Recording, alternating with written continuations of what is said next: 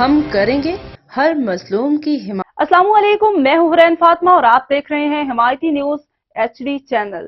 نظر ڈالتے ہیں آج کی اہم خبروں پر۔ کراچی کے علاقے سرجانی ٹاؤن میں بیٹے نے فلیٹ اور پینشن کی لالچ میں بیوی اور 2 دوستوں سے مل کر باپ کو قتل کر دیا۔ پولیس کے مطابق سرجانی ٹاؤن میں واقع فلیٹ کے باتھ روم سے کئی روز پرانی ایک شخص کی لاش ملی تھی۔ مقتول کو تشدد کے بعد ہتھوڑا مار کر قتل کیا گیا تھا۔ پولیس کا کہنا تھا کہ مقتول کی شناخت 43 سال کے سید شاہد علی ولد سردار علی کے نام سے کی گئی ہے۔ پولیس کے مطابق فلیٹ سے تعفن اٹھنے پر پولیس کو واقعے کی اطلاع ملی۔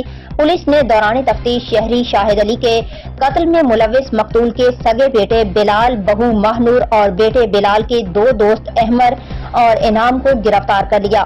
گرفتار ملزمہ سے مقتول کا موبائل فون اور موقع سے آلہ قتل ہتھوڑا اور چادر برآمد ہوئی جس میں لاش کو لپیٹا گیا تھا۔ پولیس کے مطابق مقتول شاہد علی نے 14 سال قبل بیوی کو طلاق دے دی تھی اور مقتول کا بیٹا اپنی والدہ کے ساتھ رہائش پذیر تھا۔